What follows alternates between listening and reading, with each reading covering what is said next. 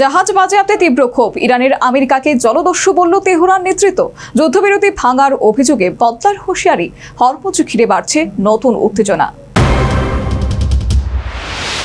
Oman উপসাগরে ইরানের একটি cargo জাহাজ বাজেয়াপ্ত ঘিরে নতুন করে উত্তেজনা ছড়ালো ইরান ও আমেরিকার মধ্যে। ঘটনাকে কেন্দ্র করে আমেরিকার বিরুদ্ধে তীব্র ক্ষোভ প্রকাশ করেছে তেহরান। ইরানের সামরিক কমান্ড খতম আল আনবিয়া অভিযোগ করেছে, এই পদক্ষেপে যুদ্ধবিরতি চুক্তি লঙ্ঘনের স্পষ্ট উদাহরণ। আমেরিকাকে জলদস্যু আখ্যা দিয়ে তারা জানিয়েছে এই ঘটনায় উপযুক্ত জবাব দেওয়া হবে।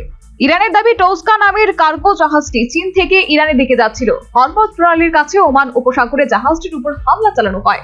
প্রথমে গুলি করে ইঞ্জিন কক্ষ ক্ষতিগ্রস্ত করা হয়, পরে জাহাজটি নিয়ন্ত্রণ নেয় মার্কিন বাহিনী। অন্যদিকে আমেরিকার প্রেসিডেন্ট ডোনাল্ড ট্রাম্প দাবি করেছেন জাহাজটি আগেই নিষেধাজ্ঞার আওতায় ছিল। তার বক্তব্য, মার্কিন যুদ্ধজাহাজ প্রোয়ান্স প্রথমে সতর্কবার্তা পাঠিয়েছিল, কিন্তু নির্দেশ না মানায় ব্যবস্থা নেওয়া হয়। প্রথমে ইরান এই দাবি অস্বীকার করেছিল, পরে মার্কিন বাহিনীর প্রকাশিত ভিডিও সামনে আসতেই তেহরান সুর বদলায়। এরপরই যুদ্ধবিরতি ভাঙার অভিযোগ তুলে বদলায় হুঁশিয়ারি দেওয়া।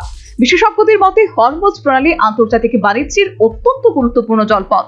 সেখানে এই ঘটনা বিশ্ববাজারেও প্রভাব ফেলতে পারে। মধ্যপ্রাচ্যে চলমান অস্থিরতার মাঝে এই সংঘাত নতুন করে উদ্বেগ বাড়ালো আন্তর্জাতিক মহলে। Bureau report, news vanguard.